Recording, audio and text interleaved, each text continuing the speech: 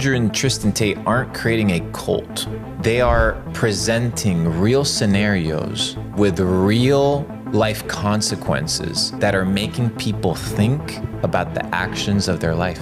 And when you make people think, it's extremely dangerous. Is money important to you? Brother, money hasn't been important to me since I had 80 grand in the bank. Because I looked at 80 grand in the bank and I looked at how much I was spending. I said, okay, I have 6 months of expenses. Yeah. And I was like, that's enough for me to turn my life around. So ever since I had 80 grand in the bank account, mentally nothing's changed except I need to become better. I need to become better. I need to become better. And how do you do that? Someone watching this, how does a kid watching this, how do they get better? What do they do? Step one, is it money? Is it? It's brother, it's your mind. It's like, how do you think about yourself? Yeah. Right? When you go and you eat McDonald's, do you eat McDonald's understanding that the reason you're eating McDonald's is because you've been conditioned to eat McDonald's like a peasant? Or do you understand and have enough self-worth, right, to be like, I'm not gonna fill my body with shit? So what I've come to realize is a lot of people are forcing themselves to do good things. They're forcing themselves to get educated. They're forcing themselves to train. They're forcing themselves to go out and have conversations with people, or enjoy the sunlight, or exercise, or have a healthy routine, instead of becoming the type of individual that enjoys those things. And the way that you become the individual that actually enjoys these things that are healthy is by realizing that all of these things will lead you to making more money, that all these things will lead you to finding better relationships, to being more happy, to being a better rounded individual.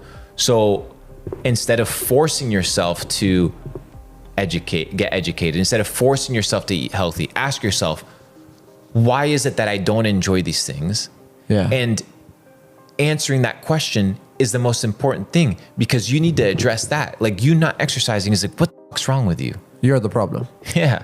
Like, what is wrong with you here that is telling you, nah? Yeah, why am I not doing it? And that's the question, is because if not, you're going to be the guy that's always fighting against your mind. You want your mind to be on your side. I heard but you say need this. To train it. You were saying that if you're not successful, you are the problem. 100%. If you're a failure, you're the problem. So do you stick by that? Like, that's I mean, the life that you have is the life that you chose. That's deep. It is. Like, you are today here right now, brother, because you said, I want to be here. There's no other person that can do it. Nobody. But the problem, you know what it is people are afraid of assuming responsibility for their actions. Successful people will tell you that they're self-made. Unsuccessful people won't. But they're both self-made. You're right. People that fail because of themselves. Now, talking about that, you have a lot of great relationships with people, and one of them being Andrew Tate. Now, he recently got released, obviously. What do you think about that whole situation and what it says about the world we're in? Because obviously, guys, Andrew Tate, I know him, Luke knows him. The whole situation was kind of crazy. But just getting onto the whole, how life works. Any comments you want to make about that situation? More dangerous than the philosophical, cultural change and an ideology is teaching people how to think. Andrew and Tristan Tate aren't creating a cult. They are presenting real scenarios with real life consequences that are making people think about the actions of their life. And when you make people think, it's extremely dangerous. So I think that they were conned and they got put in there unfairly.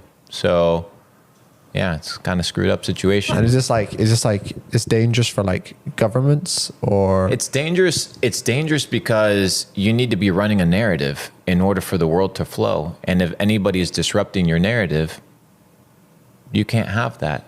Yeah. Remember, you're not talking about somebody that gets 50 million views. You're talking about somebody that gets billions and billions of views every single month consistently.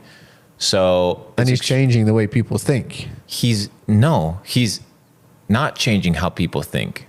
That's the big fallacy in this entire scenario. He's making people think. Most people don't think.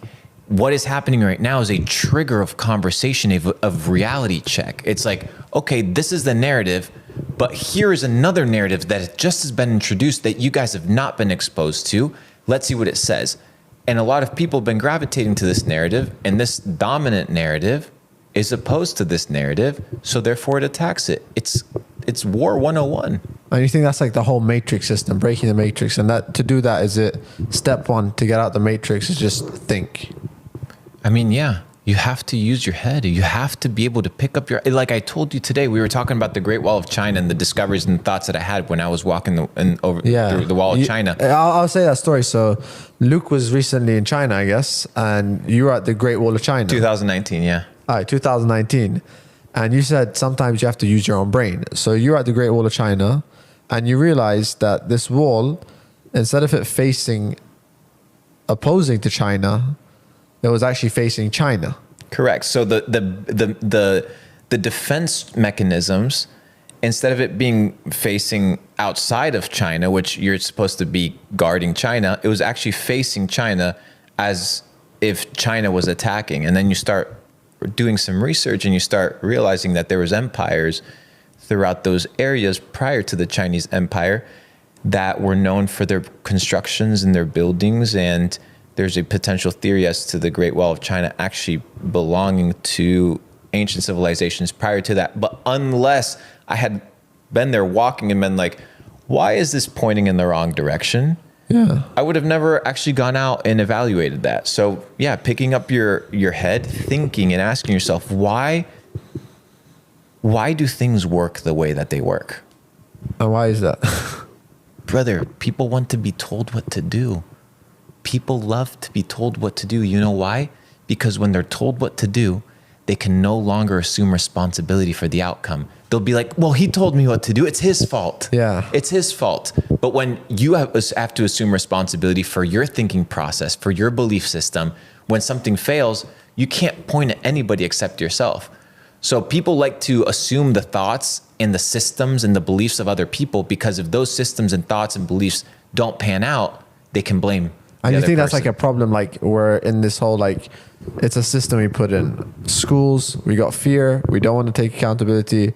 Real world, same thing, right? It's just a problem ground up. Yeah, it's from the beginning all the way to the top.